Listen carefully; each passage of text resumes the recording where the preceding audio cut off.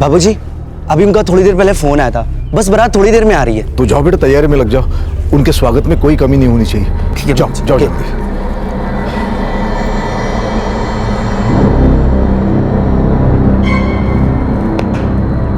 बबलू, कैसे बुड़बक पाल रखे हम, देखा। बे नवाज, सामान अंदर कर। गलती होगी भैया जी। ओम भैया, अरे टेंशन काहे ले रहे हो, लड़के वाले हैं, थोड़ा लेट तो होंगे ही। अरे हमारा सारा टेंशन तो तुम दूर किए हो। हाँ मोहन, तुम्हारी वजह से हमारी वैशाली की शादी हो रही है। ओम भैया, वैशाली आप ही की नहीं, हमारी भी बिटिया है।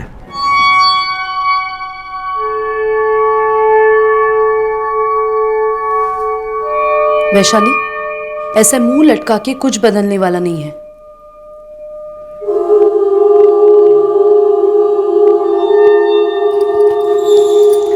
वैशाली, ये देख, तेरे मोहन चाचा बनवाए तेरे लिए।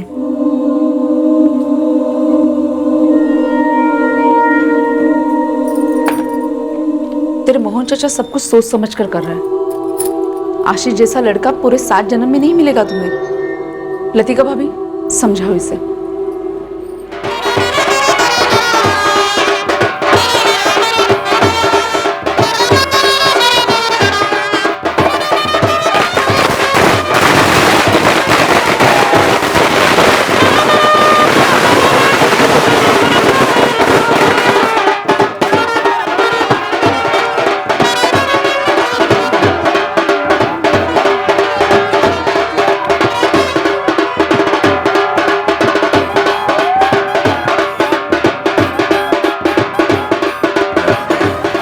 ओम भैया, हम जरा वैशाली को देख कर आते हैं।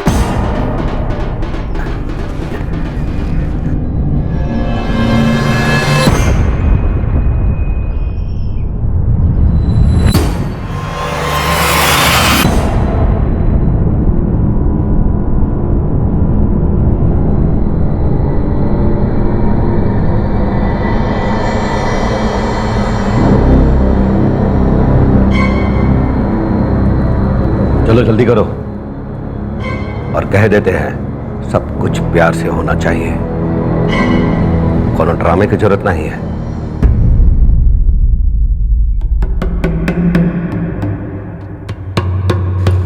आओ चलो।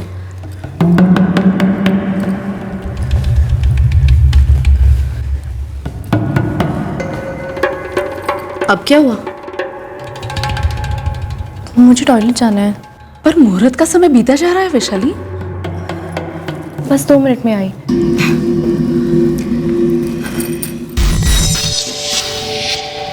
लतिका भाभी, हम आगे चलते हैं, बस जल्दी ले आना वैशाली को।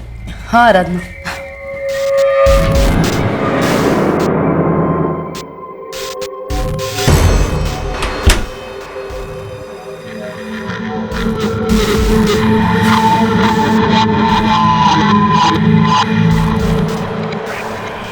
वैशाली, वैशाली,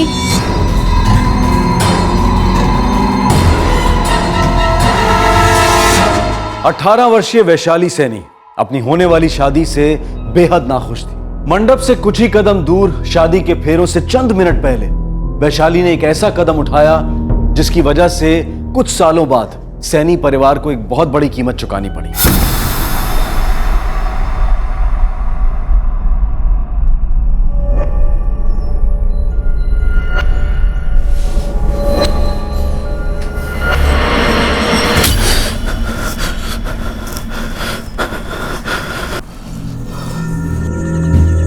अरे क्या हुआ?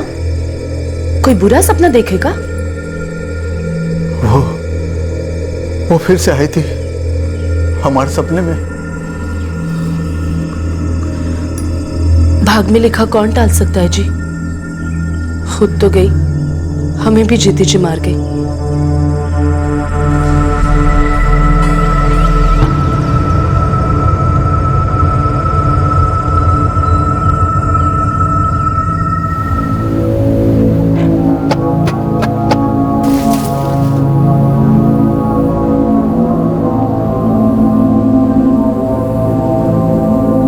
गिरधारी, हमको 20 ट्रक ईंटों का ऑर्डर मिला है। हाँ, 15 तो हम भिजवा रहा हूँ, बाकी के 5 तुम भेज देना। मोहन भैया, दोस्त हो तो आप जैसा, एक ही धंधे में होने के बावजूद आप हमेशा हमारी मदद करते हैं। तुम तो जानते हो गिरधारी कि रिश्तेदारों और दोस्तों के लिए हम अपनी जान भी दे सकते हो। अरे मरे आपके दुश्मन भैया। गिरधारी, शाम को ऑफिस में आ जाना, कुछ काम की बात करनी है। ठीक है भैया, आ जाए।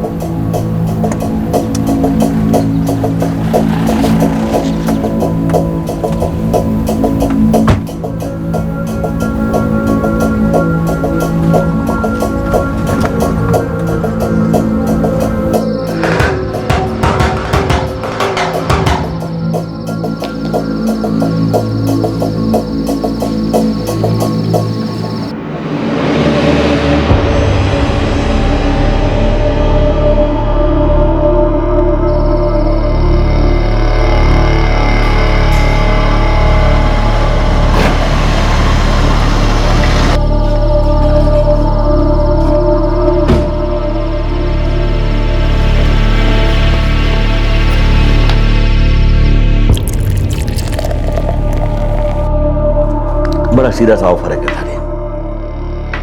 मुझे हर महीने लगभग 150 ट्रक ईंट लगने वाली है।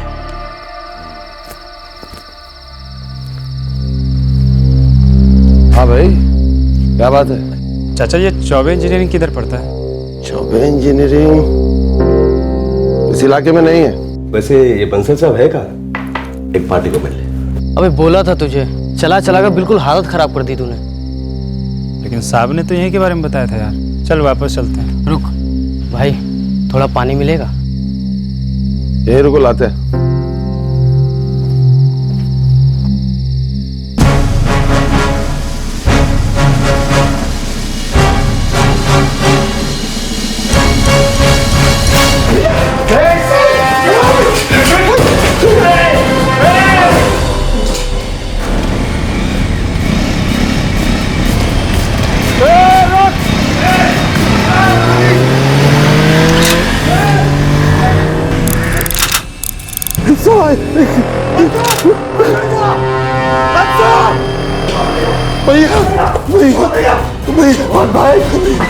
सर, मोहन सैनी पर फायरिंग हुई है। क्या? एलएनसी हॉस्पिटल ले जाया गया sir, dead on arrival. Kazi, 2 team तैयार करो तुरंत। लुकीपुर का बाहुबली मारा गया है, दंगा तो होना ही।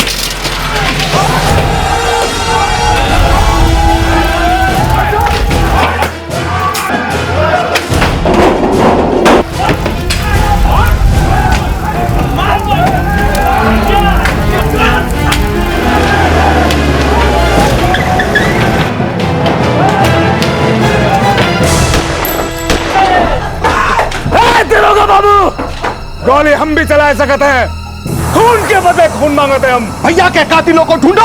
अरे तमाशा क्या देख रहे हो? खड़े होकर लगा दो पूरा हाथ लगा।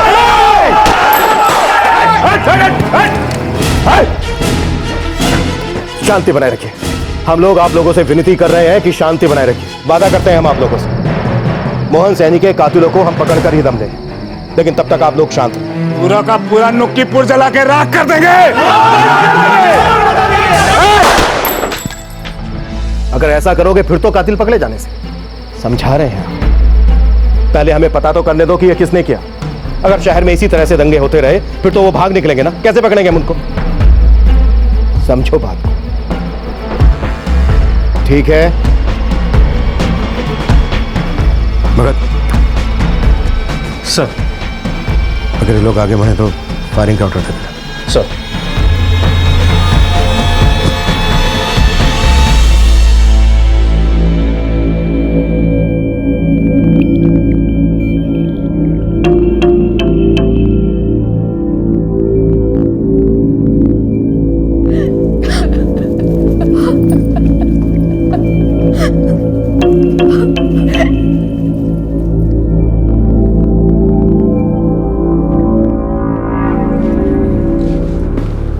साहब, भैया जी के कातिल को हम छोड़ेंगे नहीं, बता रहे हैं। शांत रहो और हमें हमारा काम करने दो। मोहन सैनी जी को जब यहाँ लाया गया था 2 घंटे पहले, वो ऑलरेडी मर चुके थे। हमें बॉडी देखनी। कुल मिलाकर 4 बुलेट्स फायर की गई थी। एक सर में, एक गले में, एक हार्ट में और एक पेट में। पॉइंट ब्लैंक एकदम shoot to kill. Death on the spot हुई थी। बुलेट्स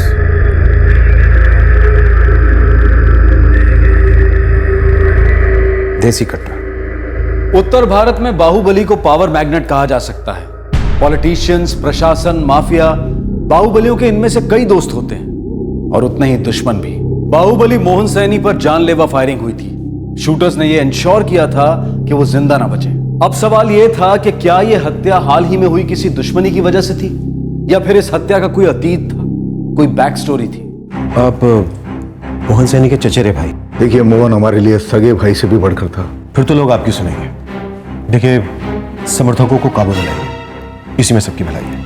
हम कोशिश करेंगे, लेकिन एक बात का ध्यान रखिए, मोहन सैनी की हत्या हुई है और जब तक कातिल पकड़े नहीं जाते मोकीपुर की शांति दांव पर रहेगी। हम अपनी तरफ से पूरी कोशिश करेंगे और यही उम्मीद हम आपसे भी करते हैं। सब वहां मेरी आंखों के सामने मेरा दोस्त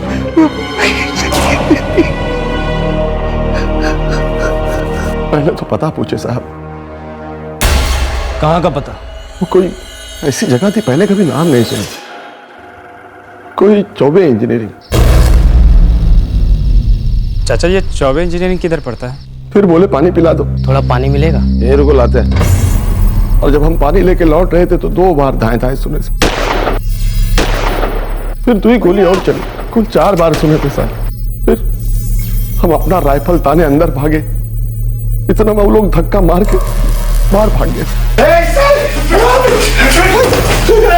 हम अपना राइफल से पीछे से उन पे फायर करने का कोशिश किए साहब, पर हमारा राइफल ही जाम हो गया था।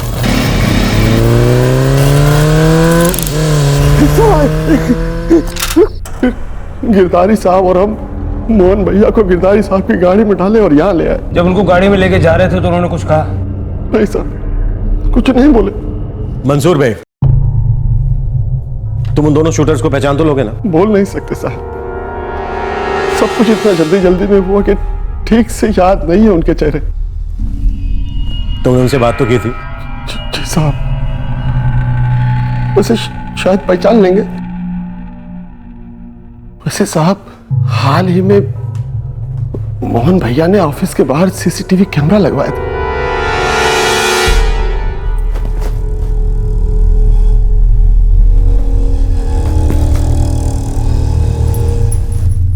कहाँ जा रहे हैं आप?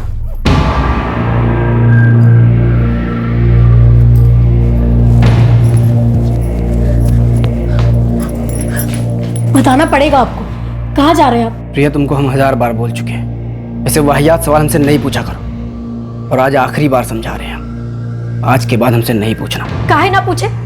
सारे मोहल्ले वाले, रिश्तेदार वाले यही कहते हैं कि नकुल यादव की बीवी की कोई इज्जत नहीं। खुल गए कान? अब ध्यान से सुन, जाके बोल मोहल्ले वालों से, नकुल यादव ना तो अपनी बीवी की सुनता है और ना ही भगवान की।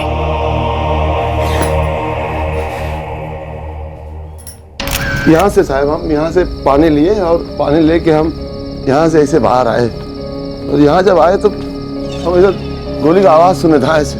फिर हम ऐसे अंदर भागे और तब वो लोग हमको धक्का दिए और भैया को मार के वो ऐसे बाहर भागे। यहाँ जो है वो बाइक लेके वो तीसरा आदमी यहाँ खड़ा था साहब। वो दोनों फटाफट उस पर बैठे और ऐसे इधर निकल गए। साहब, हम उनका पीछा किए था, हम पीछा किए और यहाँ पे आके हम उनको पीछे से फायर करने की कोशिश करते, लेकिन वो ट्रिगर ही जाम हो गया।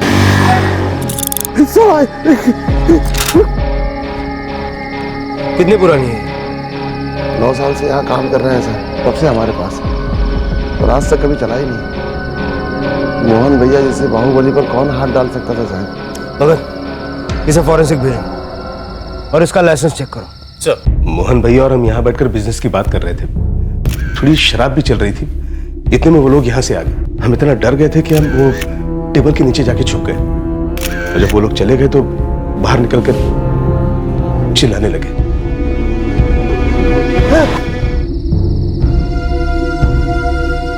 काजी सीसीटीवी फुटेज की डीवीडी निकालो, हम अभी के अभी चेक करेंगे। सर आप दोनों को हमारे साथ पुलिस स्टेशन आना हो।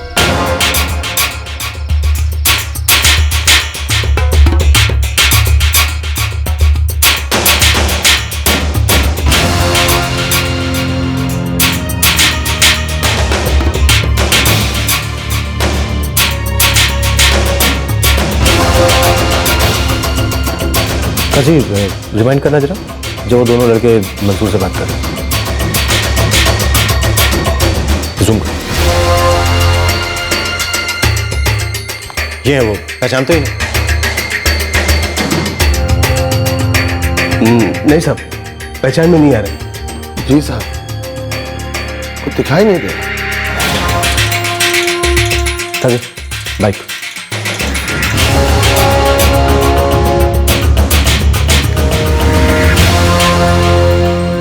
फिलहाल हमें यही पता चला है कि 2 लड़कों ने फायरिंग की और तीसरा ब्लैक बैग लेकर आया था।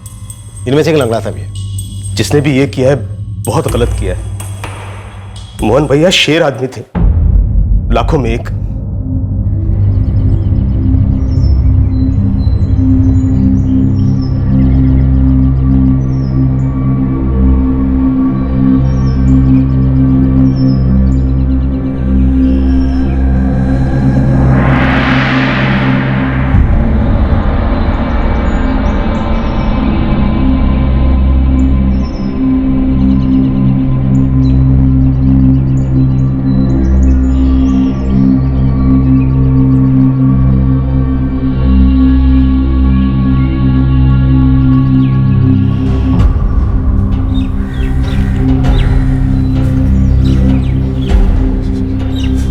ये क्या हुआ गिरधारी? क्या हुआ? पता नहीं पवन भैया, लेकिन पुलिस काम पे लग गई है। बहुत जल्द पकड़ लेंगे उसे।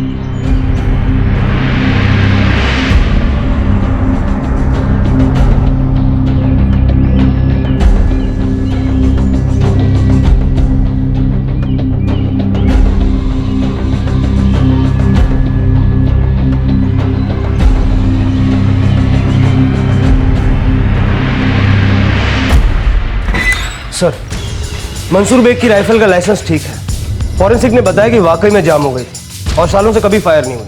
मोहन सैनी पर उसी के ऑफिस में फायरिंग की गई। ये बड़ा अजीब सा लगता है कि कोई इतना बड़ा ढीठ हो सकता है। इतना बड़ा बाहुबली, इतने बड़े बड़े लोगों के साथ उठना बैठना। क्या ये कोई बिजनेस राइवल थी? सर, फायरिंग के दौरान उसका बिजनेस पार्टनर पवन बंसल कानपुर में था। आज सुबह आया। सर काफी हड़बड़ाया हुआ लग रहा था, मेरी नजर थी इस पे। उस वक्त मोहन सैनी के साथ उसका करीबी दोस्त गिरधारी लाल था और उसका भरोसेमंद वॉचमैन मंसूर बेग, जो शूटर्स के लिए पानी लेने गया था। इसमें साजिश वाला एंगल हो सकता है क्या? सर, एक बात बहुत अजीब लगी। क्या? मोहन सैनी का दाहिना हाथ है बबलू त्रिपाठी। बबलू त्रिपाठी मोहन सैनी के साथ साये की तरह रहता, लेकिन जब कत्ल हुआ तब वो उसके साथ नहीं था।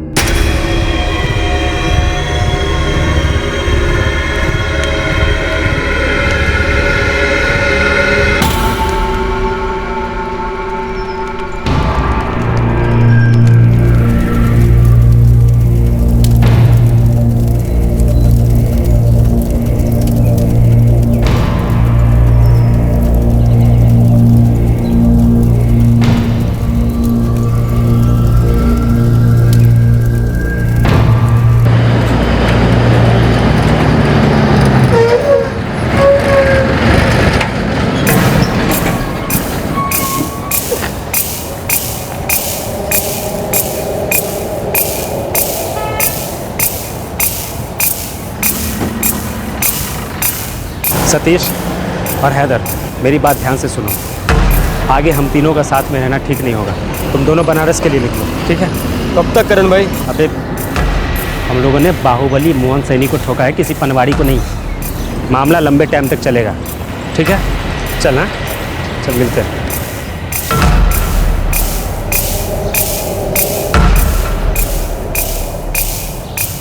उस रात भैया जी ने मुझे मोरी कनाल भेजा था। वहां हमारे एक ईंट के डीलर से पैसे लेने थे। शायद किसी को पता था कि तुम उस वक्त साथ में नहीं रहोगे। मौका देखकर वार कर दिया। हम होते तो दुश्मन की हिम्मत नहीं बन पाती साहब। नाम बोलो। दुश्मन का नाम बोलो। दुश्मन मतलब जिसने ये किया वो? भैया जी का कोई दुश्मन नहीं था साहब, बहुत बड़े थे वो।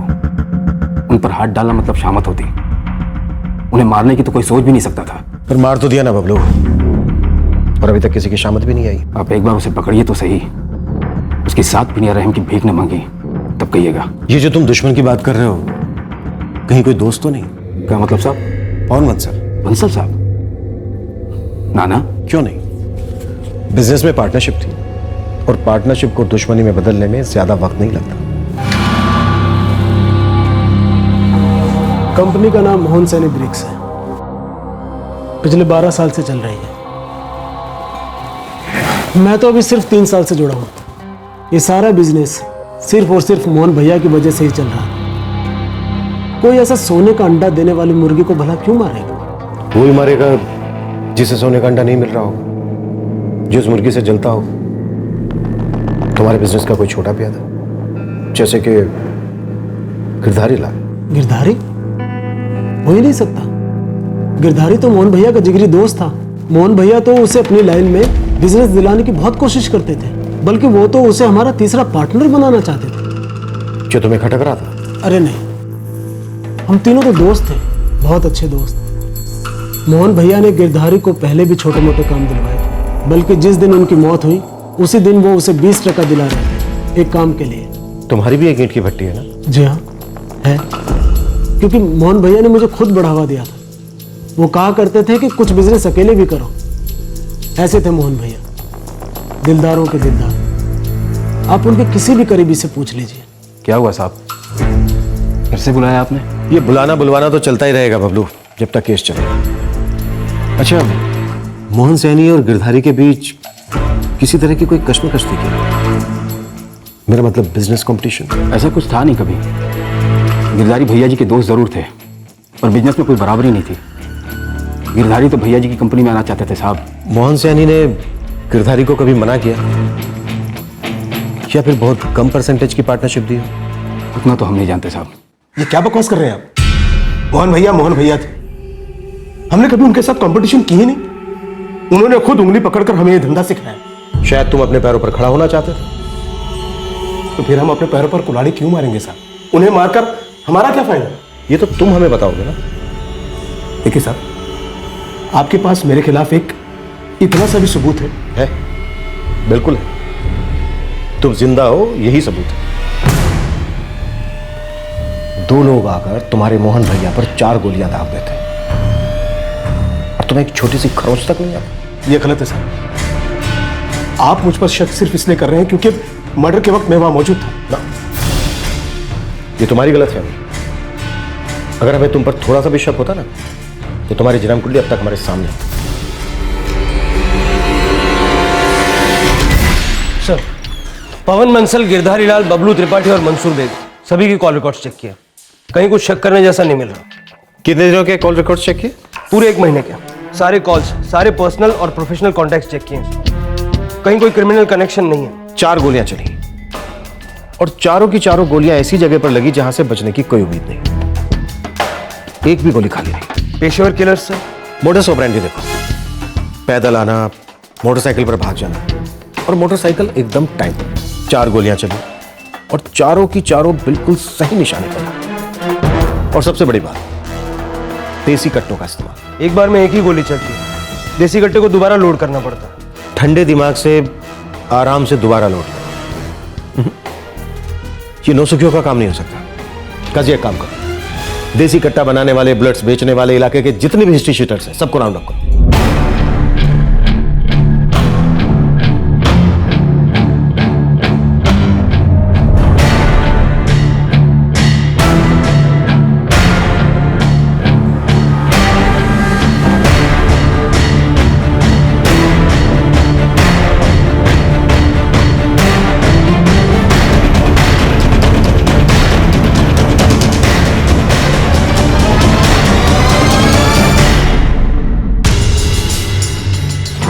सर, सारे हिस्ट्री शीटर्स और कट्टे बेचने वालों को राउंड अप किया, पर कोई इन्फॉर्मेशन हाथ नहीं लगी। तो फिर ये लोग हैं कौन?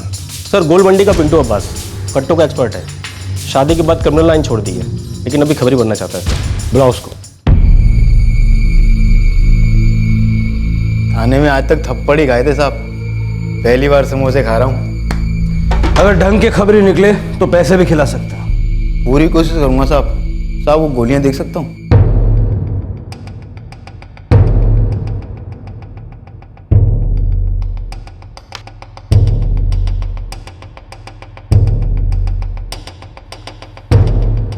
साहब ये गोलियां कानपुर के कट्टों में लगती हैं और महाराष्ट्र के गढ़चिरौली में भी खूब चलते हैं। बंगाल साइड में बुर्दमान जगह है, वहाँ पे भी लगती हैं।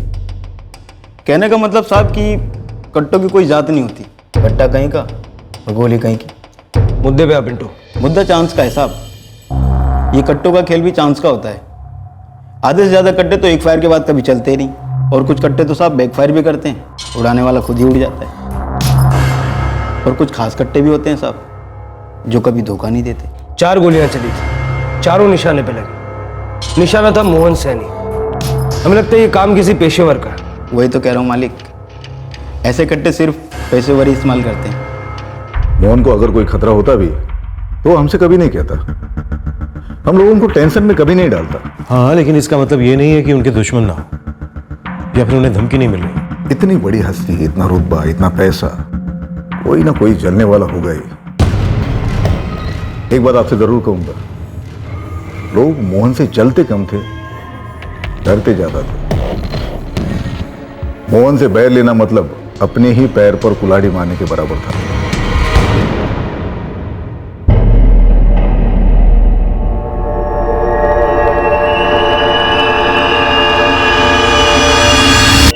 मोहन सैनी की हत्या में 3 लोग शामिल थे, लेकिन सवाल यह था कि क्या इन तीनों के पकड़े जाने से केस क्लोज हो जाता?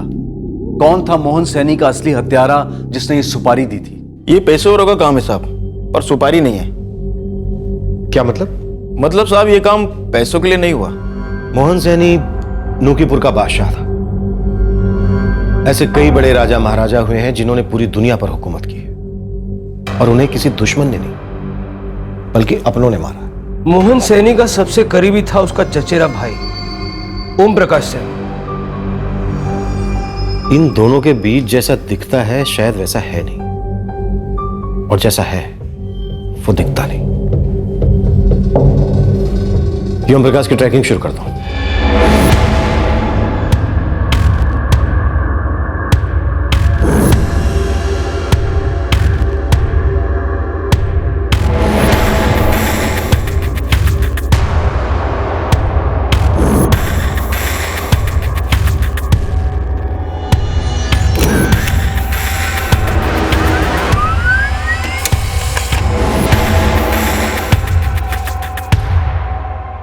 सर, ओम प्रकाश का पीछा किया, 4 लोगों से बात भी हुई है। उसका और मोहन का हमेशा अच्छा ही रहा। मोहन सैनी ने ओम प्रकाश को वर्कशॉप लगा कर दी थी। बड़े एहसान थे मोहन के ओम प्रकाश पर। इन एहसानों की हिस्ट्री निकालो भगत, हो सकता है उनका बोझ ओम प्रकाश पर भारी हो रहा है। जी सर। सर ये चेहरे जो इनको जानते हैं वो इनको बिना चेहरों की भी पहचान लेंगे, शरीर के शेप से, बाइक से या फिर कपड़ों के स्टाइल से। इस केस में हमारे पास यही एक सुराग है, अगर ब्रेक थ्रू मिलेगा तो इसी से मिलेगा। वैसे सर एक फोटो मेरे पास भी है, पता नहीं कितने काम की होगी। ये देखिए।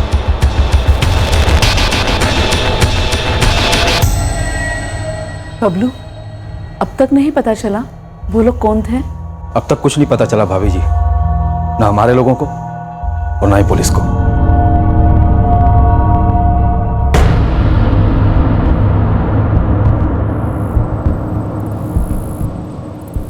भगत साहब चेहरा तो बिल्कुल दिखाई नहीं दे रहा है। हमने खबर जगत में सबको दिखाया फोटो, कोई पहचानता ही नहीं है। शायद शरीर के शेप से कोई पहचान सके ये फोटो। शरीर के शेप से? जरा दोबारा दिखाइए।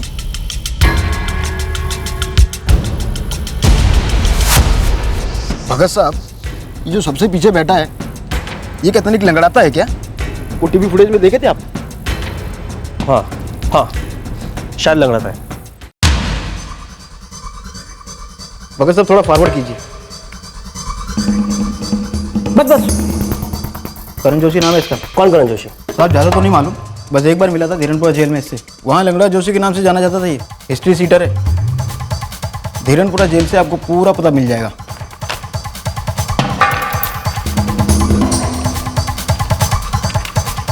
करण जोशी, ये रहा।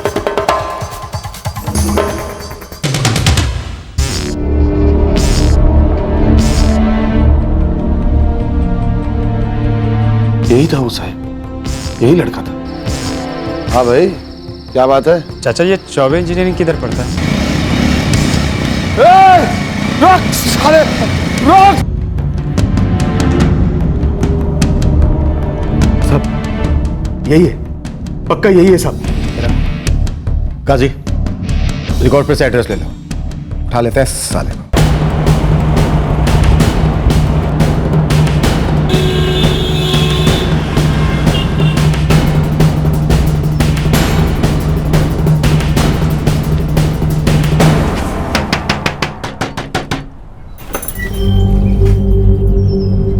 जी क्या बात है? करण जोशी है घर में? करण जोशी? साहब यहाँ कोई करण जोशी नहीं रहता। साहब ये तो पप्पू है, 2 साल पहले हमारा किराएदार था। अकेला रहता था? करता क्या था? हाँ साहब अकेला रहता था, लेकिन किसी को कुछ बताता नहीं था। लेकिन हाँ, किराया टाइम पर देता था और फिर एक दिन से अचानक गायब हो गया। इसका कोई दोस्त, कोई और तरीका है इस तक पहुंचने का? नहीं साहब, हमको नहीं पता। सभी पतों पर अलग अलग नाम से रहता होगा। हिस्ट्री शीट है सर। काजी, सभी पुलिस स्टेशंस में डिटेल भेज दो, फोटोग्राफ के साथ। हाँ बोल पिंटू। भगत साहब, आपको एक नंबर SMS कर रहा हूँ। किसका नंबर है पिंटू? वही जिसकी आपको तलाश है, करण जोशी। नंबर तो अभी स्विच ऑफ जा रहा है, पर आपके काम आ सकता है। ठीक है, नंबर भेज।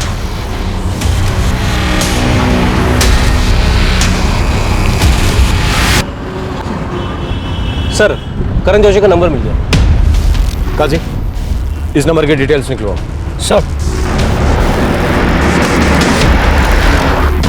सर, करण जोशी के फोन रिकॉर्ड्स।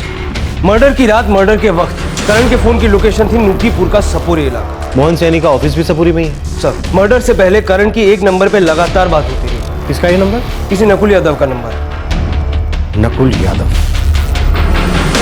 या तो इन शूटर्स का हैंडलर है या फिर मामला और गंभीर है। कौन ये नकुल यादव?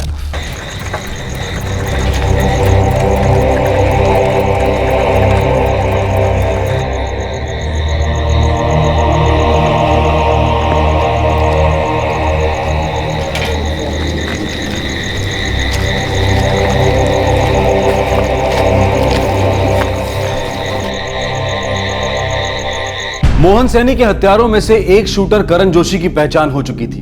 ये एक मेजर ब्रेक थ्रू था पुलिस के लिए। यह भी साफ हो चुका था कि नकुल यादव नाम के एक आदमी का इस हत्याकांड के साथ कोई रिश्ता जरूर था। क्या था यह रिश्ता नकुल यादव और मोहन सैनी के बीच? पुलिस अब इस केस के अगले पायदान पर जरूर थी, लेकिन यह सीढ़ी कितनी लंबी थी और कहां तक जाती थी, यह जानना अभी बाकी था। हाँ इंस्पेक्टर, ये नकुल यादव एक हिस्ट्री शीटर है। यहीं बिन्नौजगढ़ सब्जी मंडी में हफ्ता वसूली करता था, गुंडागर्दी करता था। फिर एक मर्डर केस में अंदर हो गया। कब की बात है ये? 2009 की बात है। इसे धीरनपुरा जेल भेजा गया, जहां ये करण जोशी भी एक मर्डर केस में अंदर था।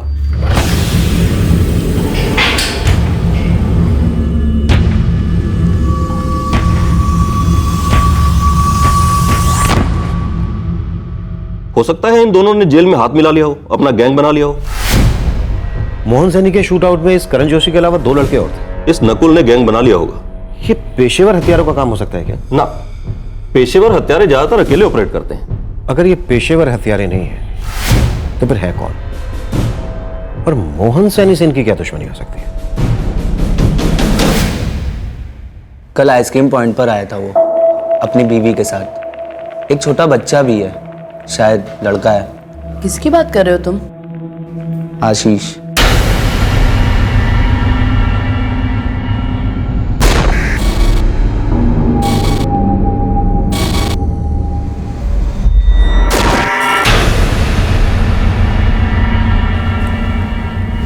हमने उसका डर नहीं देखा।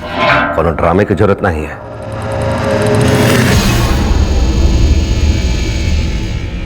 और ना ही उसका दर्द देख पाए।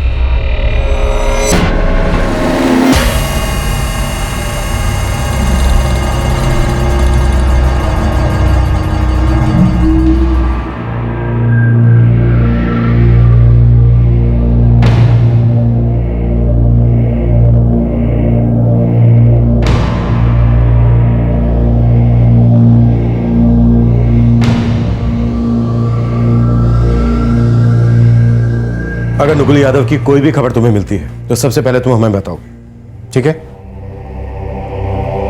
मेरे पति के बारे में मुझे दुनिया वालों से ही पता चलता है कि वो कहाँ है और कहाँ नहीं। वैसे उनका नंबर है मेरे पास, दूँ आपको? नहीं, है हमारे पास, उसी से तो हम यहाँ तक पहुँचे। लेकिन वो नंबर आपको हमेशा बंद ही मिलेगा, या शायद नहीं, शायद सिर्फ मेरे लिए उनका नंबर हमेशा बंद रहा है। सर, नकुल की पत्नी प्रिया ने सही कहा था, वाकई में नकुल का फोन बंद आ रहा है। रिकॉर्ड्स के मुताबिक उसकी लास्ट लोकेशन उसी का घर है, फोन तब से स्विच ऑफ है। नकुल की पत्नी पर गौर किया? उसे रत्ती पर डर नहीं था, शायद इन दोनों पति पत्नी के बीच कुछ है।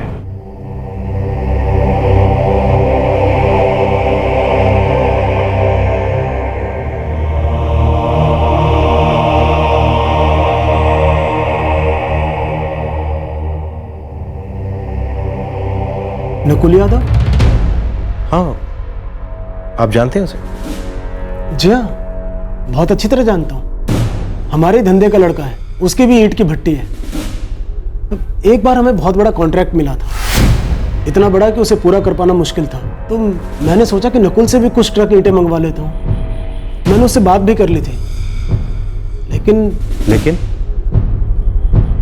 लेकिन क्या बंसल जी? मोहन भैया। बंसल, तुमने नकुल यादव के साथ काम की बात की? जी हाँ, उसी बारे में आपसे बात करनी थी। पहले उससे बात कर ली, उसे हाँ कह दिया, और अब मुझे पूछ रहे हो? वो जो हमारा कॉन्ट्रैक्ट था, उसके लिए 16 ट्रक ईंटें कम पड़ रही थी, तो मैंने सोचा कि नकुल के बारे में सोचना भी नहीं है। उसे हमारी कंपनी में तो क्या, कहीं भी कांटेक्ट नहीं मिलना चाहिए, कभी भी नहीं। लेकिन क्यों, ऐसा क्या? बंसल, हम पार्टनर हैं, है ना? जी हाँ। आइंदा इस बारे में मुझसे कोई भी बहस मत करना। ऐसी भी क्या प्रॉब्लम थी मोहन सैनी को नकुल यादव से? जी, मैंने कभी पूछा नहीं। कोई निजी दुश्मनी? जी, मुझे सचमुच कुछ नहीं पता। आपको नकुल यादव पर शक है क्या? हालांकि ये बात बहुत पहले की है। मोहन सैनी पर घोड़ा दबाने वाले एक शूटर की लगाम नकुल यादव के हाथ में थी, या फिर कहें पूरे गैंग की। हमें लगता है कि मोहन सैनी के हत्यारे पहचाने गए, बस उन्हें पकड़े जाने की देर है।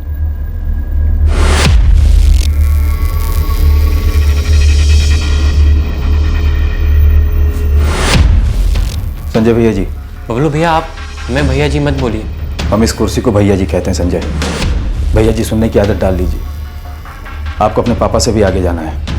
ये कुछ चेक साइन कर दीजिए, लोगों की तनख्वाह देनी है।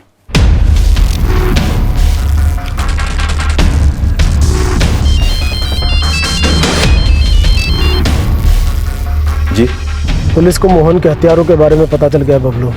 कौन है वो? वो जो नकुल यादव था, उसका नाम आया है।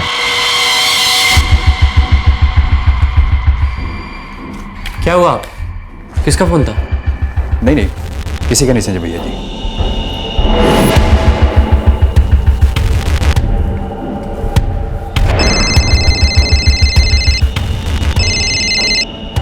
हेलो,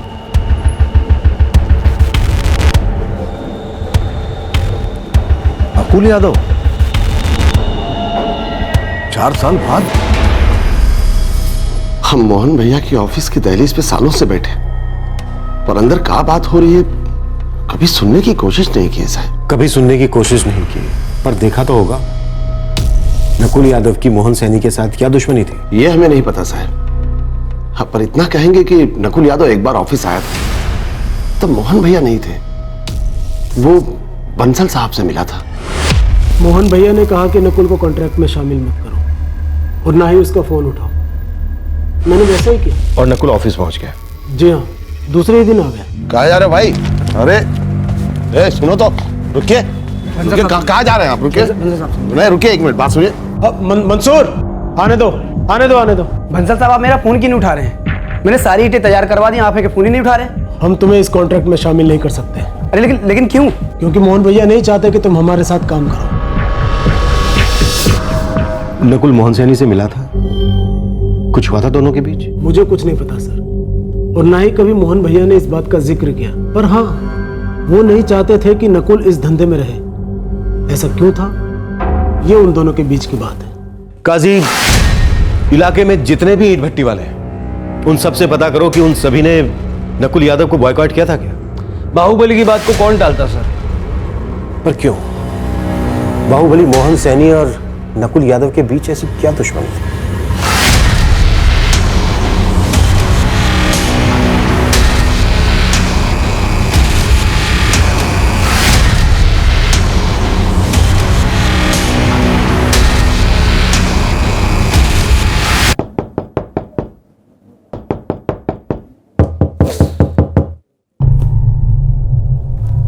कौन?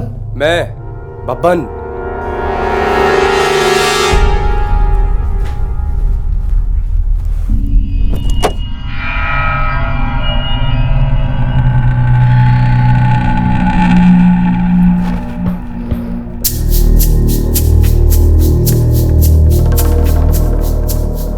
पुलिस ने करण को तुझे पहचान लिया है।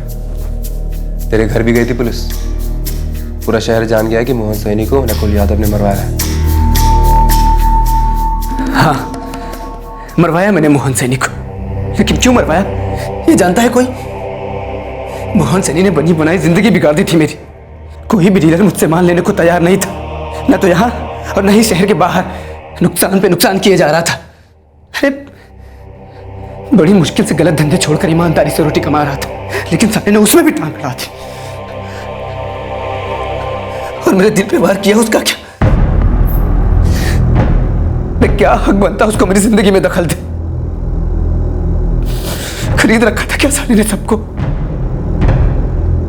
नकुल यादव के दिल में मोहन सैनी के लिए नफरत थी। इस नफरत के बीज कब और क्यों बोए गए थे, और यह नकुल यादव अपने दिल पर किस चोट की बात कर रहा था?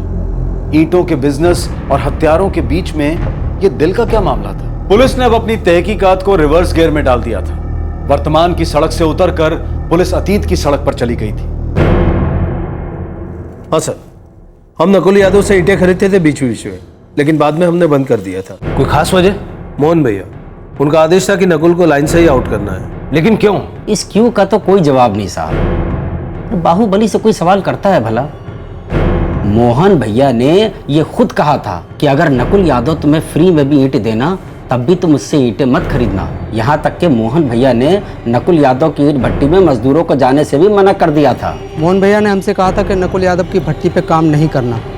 उन्होंने कहा था कि अगर तुम्हें पैसे की ज़रूरत पड़ेगी तो हम तुम्हें ऐसे ही पैसा दे देंगे, लेकिन नकुल यादव की भट्टी पे न तुम न तुम्हारा कोई आदमी काम करेगा। इतनी खुंदक? किसी भी एंगल से नकुल यादव और मोहन सैनी के धंधे के बीच कोई कंपटीशन तो था नहीं। और मोहन सैनी ने ईंट बिजनेस के हर एक आदमी को पर्सनली फोन किया था। पर्सनली फोन करने का मतलब है पर्सनल मामला, शायद घर के अंदर का। नहीं संजय भैया जी, आप पढ़ाई करिए, हम संभाल लेते हैं आज। बबलू, जी बंसल साहब। एक बात पूछूं, सच सच बताओगे? हाँ पूछिए। मोहन भैया ने नकुल का धंधा पानी क्यों बंद करवाया? बात धंधे की थी ही नहीं बंसल साहब। तो फिर? वैशाली। वैशाली का क्या कनेक्शन है नकुल से? वही कनेक्शन तो जड़ है इस सब की। उस नकुल की वजह से आज वैशाली इस दुनिया में नहीं है। नाम मत लो उसका इस घर में। उसी ने इस घर की सारी खुशियां छीन ली। उसी ने हमारी बेटी को मार डाला। नकुल यादव ने आपकी बेटी को मार डाला? जाने दीजिए सर, अब ये गड़े मुर्दे उखाड़ के कोई फायदा नहीं है। ना तो हमारी बेटी वैशाली लौट के आएगी, ना तो हमारा भाई मोहन। मोहन सैनी के मर्डर में नकुल यादव मुख्य आरोपी माना जा रहा है। वो हम सब का गुनहगार है। उसे गिरफ्तार मत करना, बस दिखते ही गोलियां दाग देना उसके सीने में।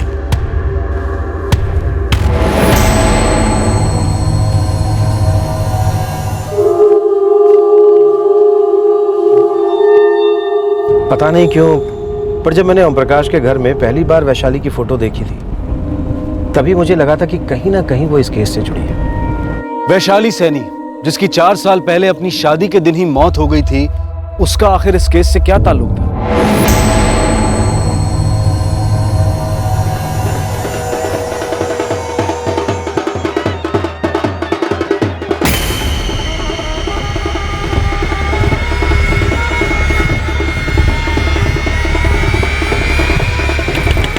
वैशाली, वैशाली बेटा दरवाजा क्यों बंद किया? तू ठीक तो है ना बेटा? वैशाली दरवाजा खोलो। वैशाली, वैशाली, वैशाली, वैशाली दरवाजा खोलो। तुम ठीक तो हो ना बेटा?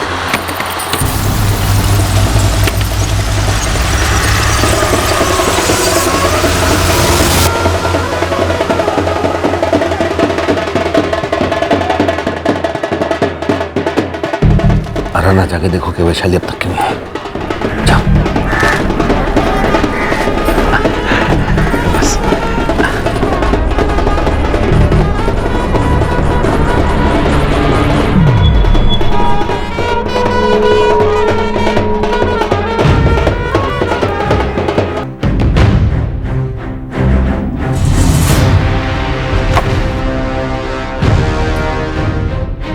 अपनी आंखों से देखा था मैंने उसे ले जाते हुए। अरे हटो, हट जाओ वैशाली, बीच में से हट जाओ। वैशाली, वैशाली हटो, अरे हट।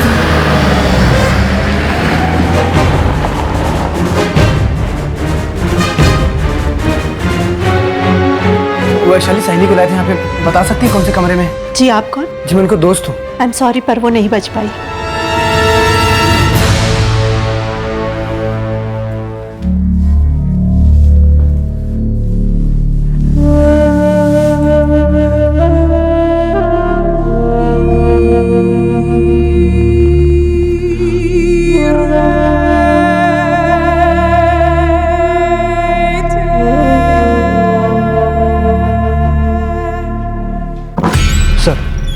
मैंने मार्केट पुलिस स्टेशन से पता किया, वैशाली सैनी ने पेस्टिसाइड पीकर आत्महत्या की थी, वो भी अपने शादी वाले दिन, मार्च 2010 की बात है। लेकिन वैशाली के पिता ओम प्रकाश ने तो बताया था कि वैशाली की मौत नकुल की वजह से हुई थी। सर, इस नकुल का क्रिमिनल बैकग्राउंड है, हो सकता है किसी बात को लेकर उसने वैशाली को ब्लैकमेल किया हो और प्रेशर में आकर उसने अपनी जान ले ली हो। ये तो नकुल का कोई करीबी इंसान ही बता सकता है कि नकुल यादव और वैशाली के बीच ऐसा क्या हो गया जिसकी वजह से वैशाली ने अपनी जान ले ली।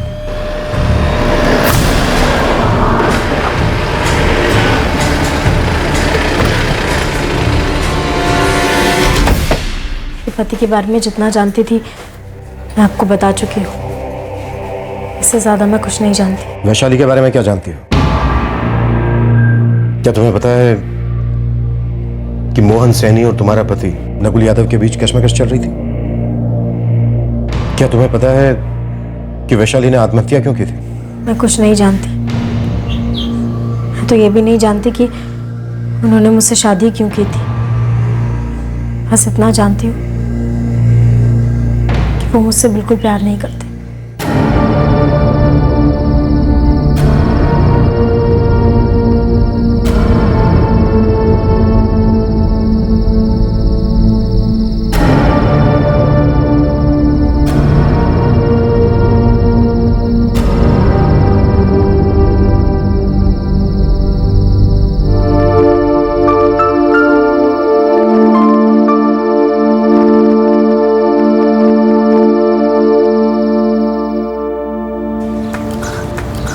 रुकिए, आपका खाना आज के बाद मत बनाना। कब तक लौटेंगे आप? आज के बाद ये भी कभी मत पूछना। क्या हो गया? कोई गलती हो गई मुझसे? आप मुझसे नाराज क्यों हैं? तुझे कोई भी शिकायत करनी है तो जाके मेरे माँ बाप से कर। उन्होंने जबरदस्ती की, मैंने कर ली। 3 साल हो गए हमारी शादी को, उनके बारे में 3 चीजें भी नहीं जानती। मैं उनके लिए हूं ही नहीं। तुम्हारी एक बच्ची भी है ना? कभी कभी अगर वो शराब पी के नहीं आते तो शायद वो भी नहीं होती। वैशाली के बारे में कुछ तो जानती होगी तुम। बस इतना कि मेरे पति उससे बहुत प्यार करते थे। नकुल ने कभी वैशाली के बारे में कोई बात नहीं की? कभी नहीं। ना ही मेरे पति ने कुछ बताया और ना ही कभी सास ससुर ने इस बात का जिक्र किया। वैशाली की शादी किसी और के साथ हो गई। ठीक शादी के दिन उसने आत्महत्या की। बताइए क्यों? क्या नकुल ने उसे कोई धोखा दिया? मैं कुछ नहीं जानती। ना ही उनके अतीत के बारे में और ना ही हमारे भविष्य के बारे में। नकुल के माता पिता कहाँ हैं?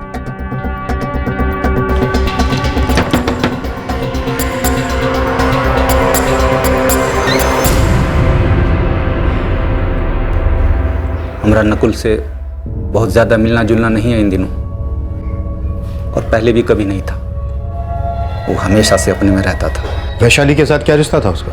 हम बस इनाम कभी कभार सुने थे, पर नहीं जानते का रिश्ता था। सुने थे वो प्यार करता था किसी लड़की से। फिर भी आपने उसकी शादी प्रिया के साथ करवा दी। वो हमारी गलती थी। मोहन सैनी के साथ क्या दुश्मनी थी नकुल की? पता नहीं साहब, नकुल क्या करता था वो भी ठीक से नहीं मालूम, पर यकीन नहीं होता है कि हमारा नकुल मोहन सैनी को मरवाएगा। क्यों यकीन नहीं होता? क्योंकि साहब हमारा बेटा वो सारे गलत काम पहले ही छोड़ चुका था। ये वो पहले वाला नकुल नहीं है साहब, सच कह रहे हैं हम। काजी इतना तो पक्का है कि नकुल ने ही मोहन सैनी को मरवाया। एक तरफ तो नकुल को बिजनेस में कुछ फायदा नहीं मिल रहा था मोहन सैनी की वजह से, और दूसरी तरफ नकुल वैशाली से प्यार करता था। हाँ बोल पिंटू। हाईवे पे नदी किनारा होटल है, यहाँ पे टीम लेके आ सकते हैं आप? क्यों? वो करण जोशी यहाँ आया हुआ है।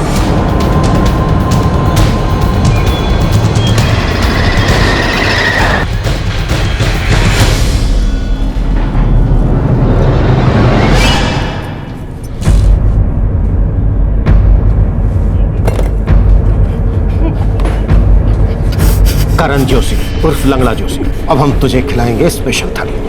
उठा इसको। सब बोल, सब बताता हूँ, सब बताता हूँ। सब वो नकुल के कहने पर मैं सतीश बहादुर और मोहसिन हैदर साथ आए और फिर मोहन सैनी को ठोक दिया सर। कितने पैसे दिए नकुल ने तुझे? हमारी दोस्ती है साहब, हमने ये काम सिर्फ दोस्ती के लिए किया है। इतनी गहरी दोस्ती? हमारी और नकुल की दोस्ती दिरनपुरा जेल में हुई थी।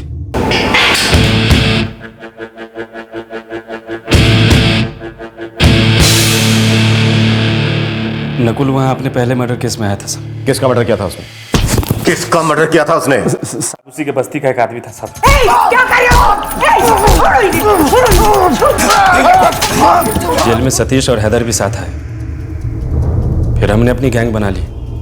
यहीं बगल के कारतोड़गंज से हमने हफ्ता वसूली का काम शुरू किया। सब जानते थे कि हम बेल पर छूटे हैं साहब। सब जानते थे कि मर्डर हम किए। सब डरते थे साहब हमसे।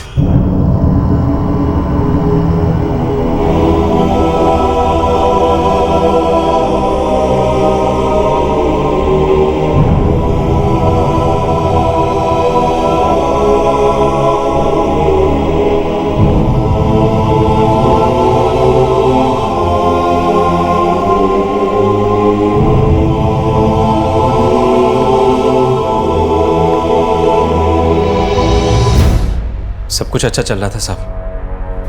फिर 4 साल पहले नकुल हम सबसे अलग हो गया। उसके बाद हमसे मिला ही नहीं। फिर अचानक पिछले महीने फोन आया कि बोला मिलना है। यार कमाल करते हो, 4 साल में कोई फोन नहीं किया होता और अब इतना भारी काम बोल रहे हैं। Full murder? हाँ, मारना है उसे। यार अच्छे खासे सेटल हो। ईंटों का कारोबार है, घर में बीवी है, बच्चा है। 4 साल से कोई केस भी नहीं किया। काहे के लिए लौट के आ रहे हो यार? क्योंकि कहीं और जाने के लिए उसने रास्ता नहीं छोड़ा मेरे लिए। पहले उसने मेरी जिंदगी बर्बाद की, मैं चुप रहा, मैंने कुछ नहीं बोला। लेकिन इस बार फिर से वो मेरी जिंदगी बर्बाद करने की कोशिश कर रहा है। इस बार मैं उसे नहीं छोड़ूंगा, चाहे कुछ भी हो जाए। बोलो, करोगे मेरे लिए? यार तुम्हारे लिए नहीं करेंगे तो किसके लिए करेंगे? हाँ, किसी को मारना ही तो है। कौन है वो बंदा? अब बोल भी दो, किसको मारना है? लोकीपुर का बाहुबली मोहन सैनी।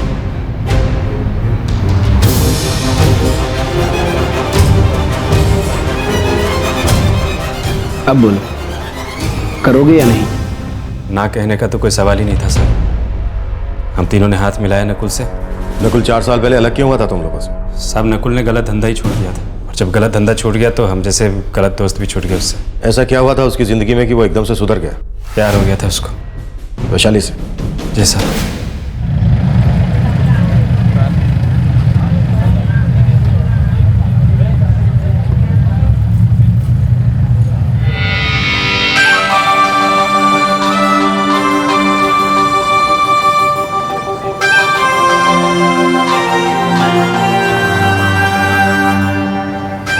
चलो नहीं नहीं अभी अभी अभी अभी उधर नहीं। क्यों?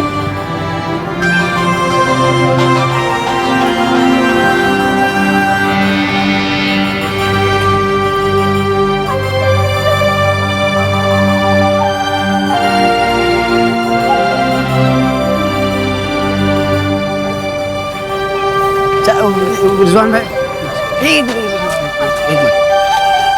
पानी पूरी वाले के पास अभी नहीं, बाद में चलते हैं, अभी नहीं। क्या हुआ?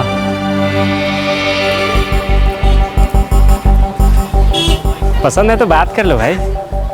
ये आंखों की आंखों में सिर्फ फिल्मों में होता है, उसमें तो पीछे गाना भी बजता है। मारेंगे सारे लपड़, बुद्धि खुल जाएगी तुम्हारी। अभी गाना बजता है।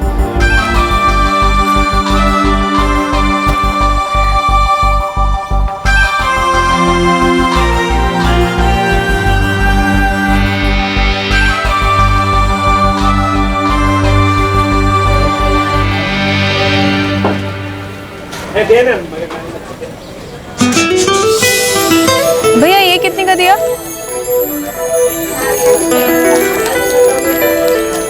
Vaishali spare part. क्या? वैशाली स्पेयर पार्ट वाले ओम प्रकाश सैनी की बेटी है वो, नाम है वैशाली। क्या सोच रहा है? कर दे आर्या पार पार।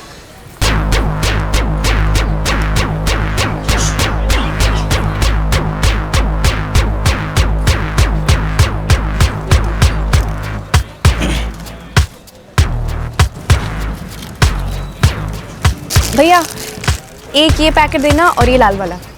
मुझे भी सेम देना।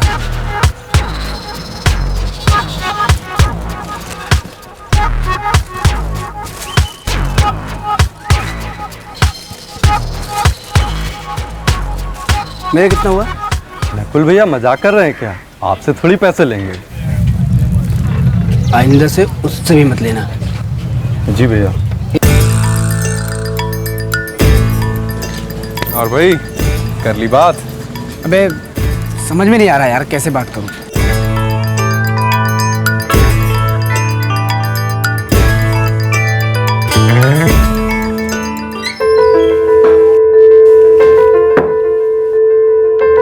आज गए नहीं गुंडागर्दी करने? सुबह से ऐसे ही पड़ा है।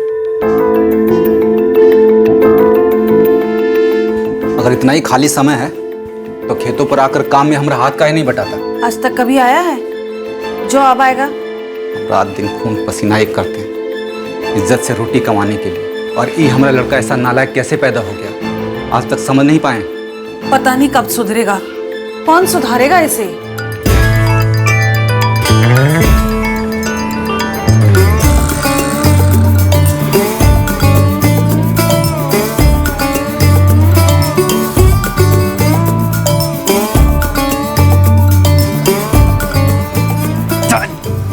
तुमको लोग काम के नहीं हो यार।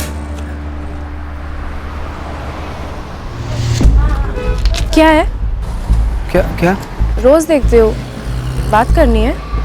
हाँ। क्या बात करनी है?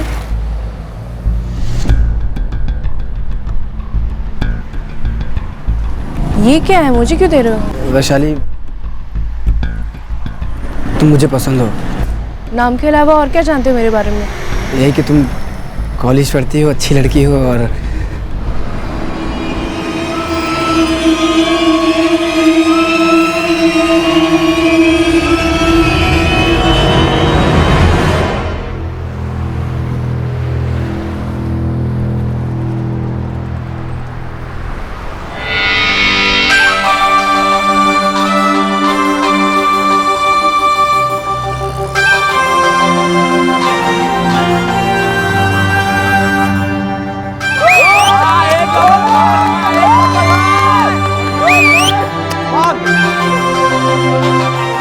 वैशाली को भी उससे प्यार हो गया था।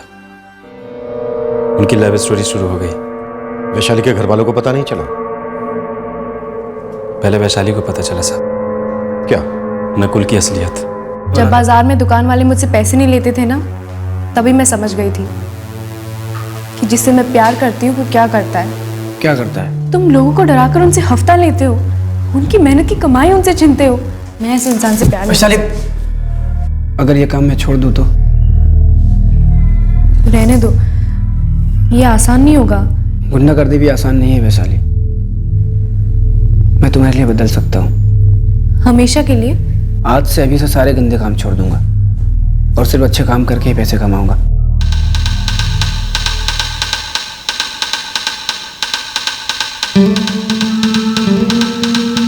अगर कभी भटक जाओगे तो ये याद दिलाएगा।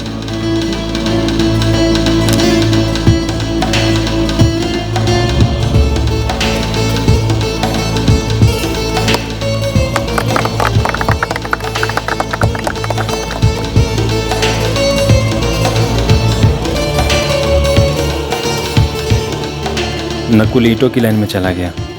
पहले वो डीलर बना, पर धीरे धीरे उसने खुद ही ईंटें बनाना शुरू कर दिया। बहुत मेहनत की, लेकिन कभी गलत लाइन पर नहीं गया। और जब गलत लाइन छूट गया तो हम जैसे गलत दोस्त भी छूट गए साहब। सुधरने के बाद नकुल ने ऐसा क्या किया जिसकी वजह से वैशाली ने अपनी जान ले ली? नकुल के कारण वैशाली ने अपनी जान नहीं थी। वैशाली को नकुल से दूर रखा गया, इसलिए उसने खुदकुशी कर ली। सर, नकुल और उसका दोस्त बबन दोनों रेशमाबाद के एक लॉज में छुपे बैठे। नकुल ने जुर्म का रास्ता छोड़कर जायज व्यवसाय अपना लिया था।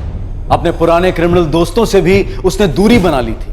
तो फिर ऐसा क्या हुआ था जिसकी वजह से वैशाली नकुल से दूर हो गई और फिर उसने आत्महत्या जैसा एक्सट्रीम कदम उठा लिया? नकुल फरार था, पुलिस साए की तरह उसके पीछे लगी हुई थी। क्या नकुल पुलिस की गिरफ्त में आया? क्या नकुल और इस केस दोनों की तकदीर में कुछ और ही लिखा था?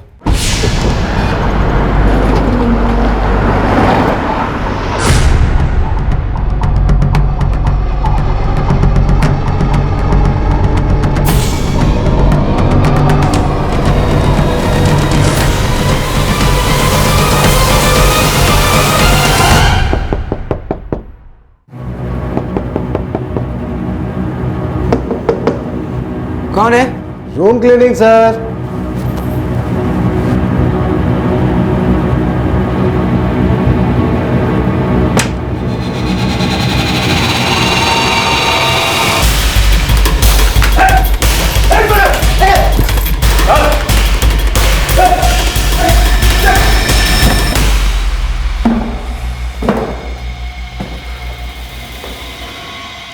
हाँ साहब, मैंने ही मरवाया मोहन सैनी को। ये हमें पता है। तो हमें ये बता कि मोहन सैनी को तूने क्यों मरवाया? मैं और वैशाली एक दूसरे से बहुत प्यार करते थे साहब। वैशाली ने जब खुदकुशी कर ली तो मैं एकदम अकेला हो गया, एकदम टूट गया था। बड़ी मुश्किल से संभाला था मैंने अपने आप को, और वैशाली भी यही चाहती थी, इसलिए मैं अपने काम पे ध्यान देने लगा था। लेकिन ये लोग मुझे काम करने नहीं दे रहे थे। मुझे समझ नहीं आ रहा था कि आखिर माजरा क्या है। हम तुम्हें इस कॉन्ट्रैक्ट में शामिल नहीं कर सकते।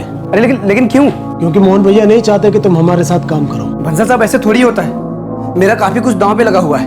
बेचारे गरीब मजदूरों को पैसा देना है, और आप तो मेरे काम से खुश भी है ना, तो फिर मोहन भैया को क्या तकलीफ है मुझसे? आप नंबर दीजिए उनको, मैं बात करूंगा उनसे। तुम उन्हें तो क्या, आज के बाद मुझे भी फोन नहीं करोगे। देखो नकुल, तुम्हारी भलाई के लिए कह रहा हूँ, मोहन भैया की जिंदगी से गायब हो जाओ। मोहन भैया बाहुबली होंगे आप जैसे लोगों के लिए, पूरी दुनिया के लिए नहीं। जाके कह देना अपने मोहन भैया से। अरे लेकिन गिरधारी जी, मैंने आपका दिया हुआ हर ऑर्डर एकदम टाइम पे तैयार करवाया, फिर ऐसा बर्ताव क्यों? क्योंकि मोहन भैया नहीं चाहते कि तुम इस धंधे में रहो, और हम मोहन भैया का कहा कभी नहीं टालते। विकास भैया, माल एकदम तैयार है। मार्केट में 500 रुपये सैकड़ा चल रहा है, मैं आपके लिए 300 रुपये सैकड़ा लगा दूंगा। नकुल, तुम ये ईंटें मुफ्त में भी दोगे ना तो भी तुमसे कोई नहीं लेगा। अरे लेकिन क्यों? क्योंकि बाहुबली मोहन सैनी को नाराज करने का जोखिम कोई नहीं ले सकता, हम भी नहीं। नकुल, तू कभी मिला था मोहन सैनी से? बिल्कुल मिला साहब, क्योंकि मैं चुपचाप बैठने वालों में से नहीं था। अरे तुम फिर आ गए? चलिए चलिए बाहर चलिए, तुम भीतर नहीं जा सकते, चलिए। आखिरी बार आ रहा हूँ, इसके बाद मैं खुद नहीं आऊंगा। कौन है तुम? बाबूले जी, मेरा नाम नकुल यादव है। हमने एक दूसरे का नाम काफी सुना है, आज पहली बार मुलाकात हो रही है। यहाँ क्यों आए हो? क्या काम है? बेकार हो चुका मेरा सारा काम जो आपने छीन लिया है। पूरे शहर में मुझे एक छोटा सा काम देने को कोई तैयार नहीं है, और ये सब आपके कारण हो रहा है, मुझे पता है। आखिर कसूर क्या है मेरा? दाद देता हूं तेरी हिम्मत की। एक तो चोरी, ऊपर से सीना चोरी। साले 2 टके के गुंडे, हमारे घर की इज्जत पे हाथ डाला था ना तूने। वैशाली मेरी बेटी जैसी नहीं थी, मेरी बेटी ही थी। मेरे भाई की बेटी मेरी बेटी। तेरे कारण उसने खुदकुशी की। जी नहीं, आपके कारण, आपके गुरूर के कारण। साले, मुझ पे इल्जाम लगाता है जबकि तेरी वजह से उसकी जिंदगी बर्बाद हुई। आपकी नफरत और आपके अंदर के इसी जहर ने जान ली है मेरी वैशाली की। आप लोगों ने जिद पकड़ ली, ठान लिया कि मैं उसके लिए ठीक नहीं हूं। फिर कम से कम एक बार बात तो की होती। प्यार करता था मैं उससे, सुधारा था उसने मुझे, सारे गलत धंधे छोड़कर ईमानदारी से काम कर रहा था मैं। इंसान बनाया था उसने मुझे। हम लोग बहुत खुश होते साथ में, लेकिन आप लोगों की नजर में मैं बस एक गुंडा ही था।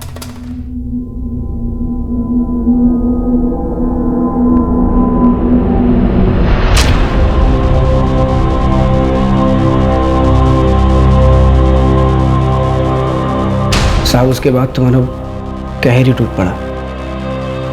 वो लोग मुझे और वैशाली को न तो मिलने देते थे और ना ही बात करने देते थे। बहुत समझाया वैशाली ने उन लोगों को। मेरा सुधरना उनके लिए कोई मायने नहीं रखता था।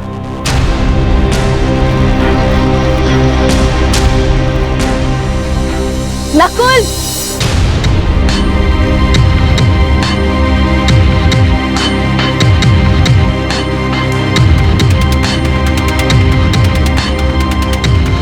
कहाँ थी पगली?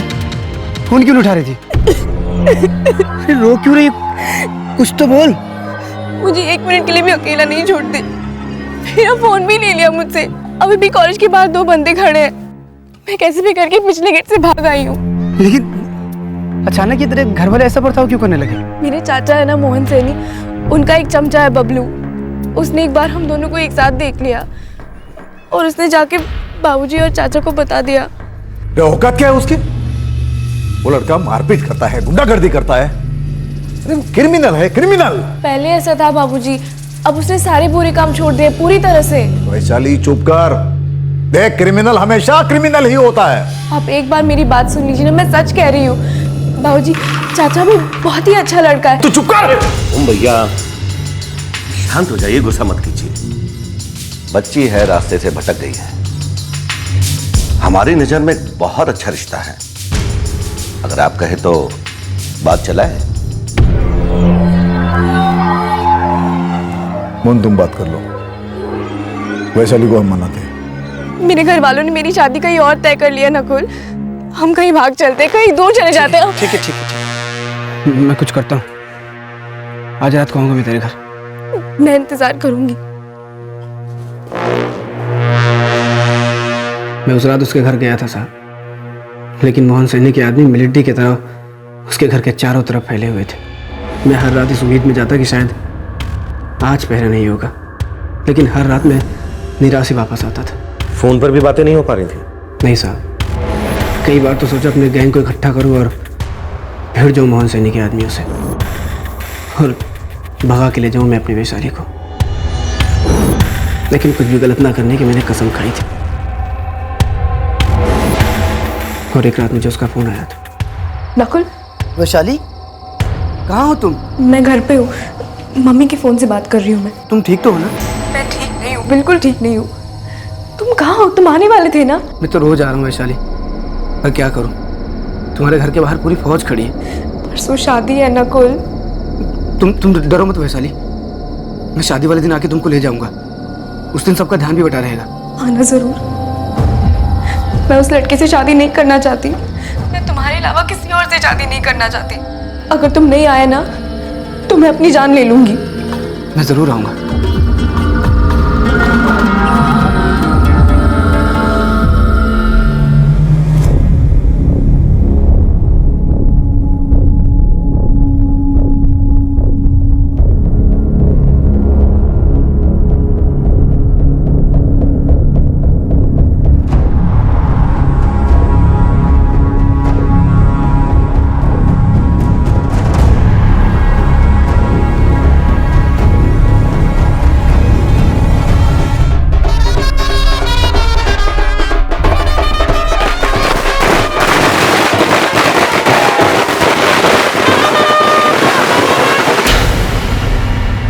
चलो जल्दी करो और कह देते हैं सब कुछ प्यार से होना चाहिए।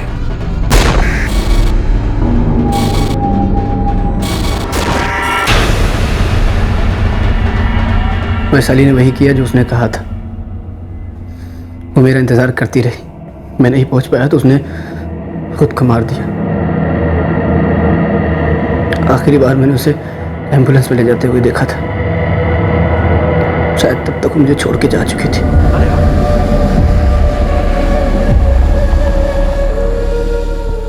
वैशाली ने अपनी जान दी क्योंकि वो मेरे साथ रहना चाहती थी। मैंने वादा किया था उससे कि मैं उसे लेने आऊंगा, पर मैं ऐसा नहीं कर सका। तुम वैशाली की मौत की जिम्मेदारी किसी और पर नहीं डाल सकते। तुम्हारी वजह से हमारी बेटी की जिंदगी बर्बाद हुई। वैशाली ने अपनी जान दी क्योंकि उस दिन मैं उसको ले जाने के लिए घर के अंदर तक नहीं जा पाया, क्योंकि आप और आपके आदमी घर के बाहर ही पहरा दे रहे थे। आपको और आपके आदमियों को मैं जवाब दे सकता था, लेकिन मैंने वैशाली से वादा किया था कि मैं सारे गलत काम छोड़ दूंगा। वैशाली आज जिंदा होती अगर आपने खुद से उसे मेरे पास आने दिया। हम दोनों कितना खुश होते। अगर तुम उसकी जिंदगी में नहीं होते तो वैशाली आज जिंदा होती। हाँ, उसे धक्का जरूर लगता मगर वो संभल जाती। लाखों में एक लड़का चुना था हमने उसके लिए। अपने बराबर के लोगों में खुश रहती वो। तेरी वजह से हमारी बेटी की जिंदगी बर्बाद हुई है, इसलिए अब मैं तुझे बर्बाद कर रहा हूं। और हम तब तक चैन की सांस नहीं लेंगे जब तक तुम सड़क पर ना आ जाओ।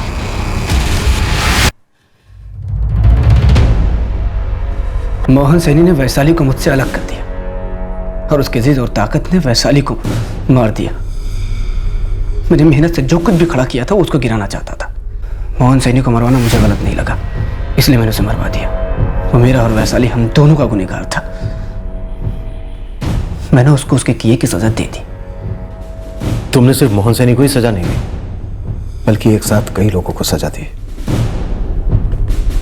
अपने बूढ़े माँ बाप के बारे में सोचो, जिनके लिए तुम सहारा बन सकते थे। तुमने अपने रूखे बर्ताव से अपनी पत्नी को जिंदगी भर के लिए सजा दी। तुमने अपनी मासूम सी बच्ची को भी सजा दी।